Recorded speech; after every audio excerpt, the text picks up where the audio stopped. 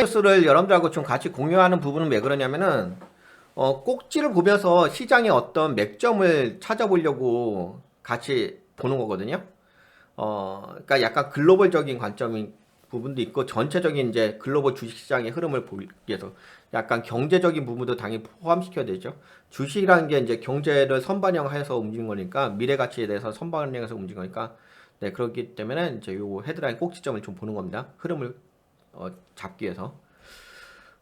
제가 요새 여러분들하고 헤드라인 뉴스를 보면서 어떤 얘기를 주로 했냐면, 네, 전쟁 관련해서 좀 얘기를 했죠.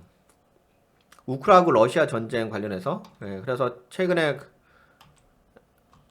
젤렌스키 대통령이, 우크라이나 대통령이, 미국을 방문했다. 그렇죠. 그 부분 때문에 또 러시아에서 뭐라고 그랬고. 그래서 그 다음날 바로 주가가 폭락을 했었죠.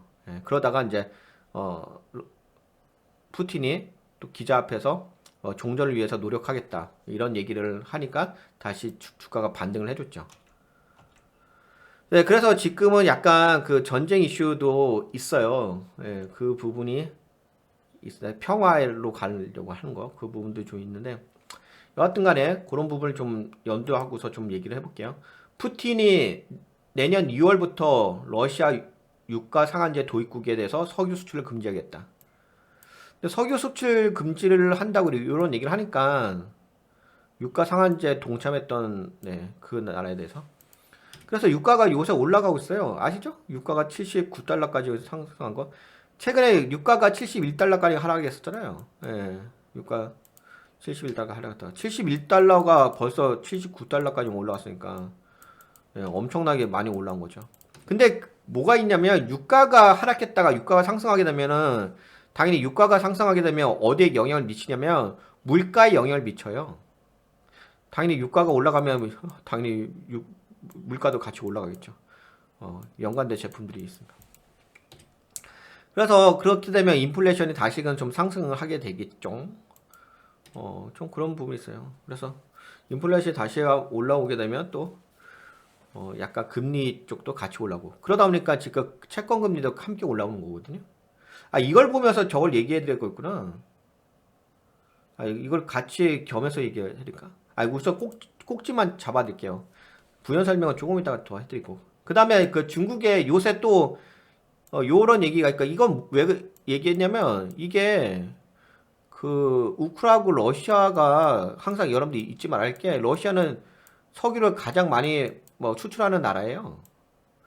보유량은 전 세계 3위고 수출은 1위예요. 전 세계 1위입니다. 러시아의 무슨 거죠? 러시아의 뭐더라? 하여튼간 그 러시아 석유 있잖아요. 그거 판매하고 있거든요. 러시아 석유를 뭐라고 하지? 러시아 석유를 뭐라고 할까? 아, 우랄 석유라고 하죠, 우랄. 네. 크루드 오일 우랄 석유라고 있어요. 네. 그 석유를, 네. 석유 판매 1위 나라가 러시아예요. 매장량은 3위고, 전 세계. 그리고 우크라가 최대 곡물 수출국 나라잖아요. 곡물이 많이 생산한 나라. 그렇기 때문에 우크라이나고 러시아는 전 세계의 인플레이션에 물가에 상승에 영향을 미칠 수밖에 없어요. 그리고 또 요새 영향을 미치는 게 뭐가 있냐면 중국의 코로나 규제 완화예요. 그래서 또 며칠 전에 말씀드렸잖아요. 일주일 전인가? 테슬라가 이번 달 이어서 1월에 또 감산 연장하겠다. 뭐 이런 얘기 있잖아요.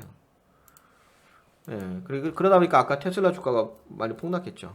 그래서 제가 말씀드렸던 게 중국의 코로나 규제가 완화되면서 소비 섹터는 살아나는데 그 대신 감염자가 증가를 많이 했잖아요. 증가하고 있고, 예, 그거에 대한 또 수혜와 폐해가 있죠. 그래서 폐해를 받는 거는 테슬라 공장의 직원들이 많이 감염이 되니까 공장을 운영하기가 좀 어려운 부분이 있는 거고. 그래서 제가 전기전자 쪽은 주가가 안 좋을 거라고 말씀드렸었잖아요. 그리고 수혜 섹터였던 거 최근에 제가 뭐라 그랬죠? 화장품 쪽 올라간다고 얘기했어요, 안 했어요? 모 증권방송의 애널리스트가 계속 화장품 종목은 올라가지 않을 거라고 얘기했잖아요. 근데 제가 여러분들한테 얘기했잖아요.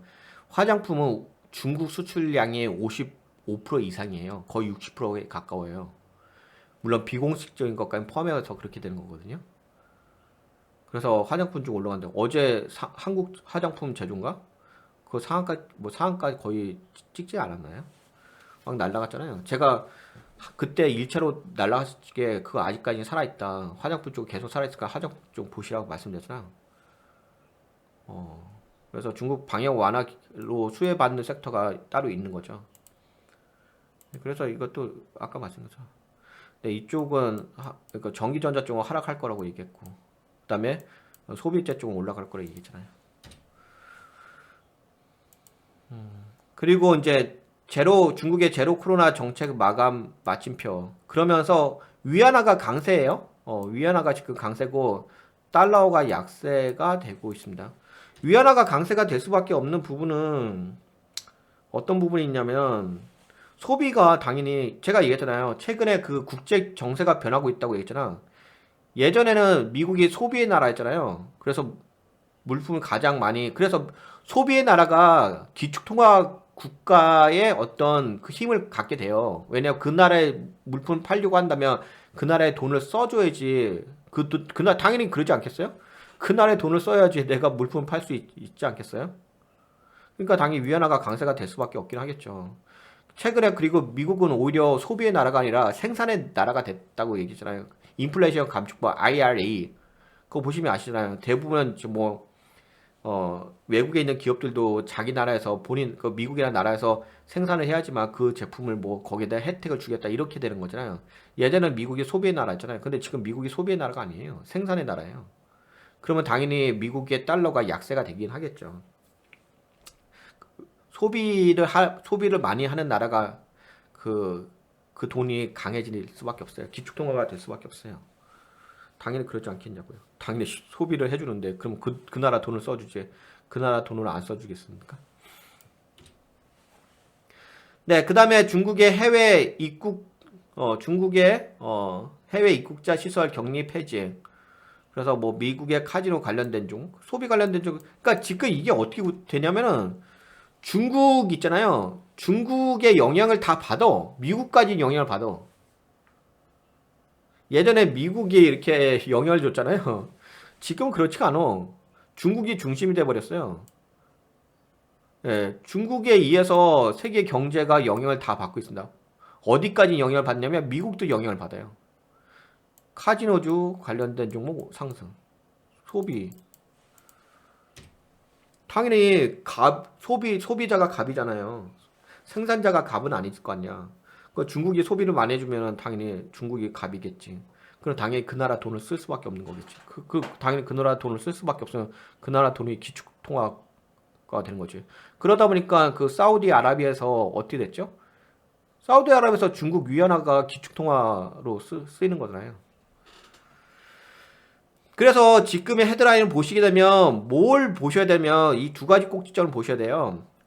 전쟁 이슈, 러시아하고 우크라이나의 전쟁 이슈에 대해서 보셔야 되는 거고, 그 이슈를 좀 보시다. 그게 평화되냐, 평화가 안 되냐, 평화로 좀 전환이 될 것이냐, 안 될 것이냐, 평화 협정이 맺어질 것이냐, 아니면 내년에도 계속 전쟁이 이어질 것이냐, 그 관점을 하나 보셔야 될 거고, 중국의 코로나 이 부분, 방역 완화한 부분, 이 부분이 어떻게 세계 경제에 어떻게 미치냐.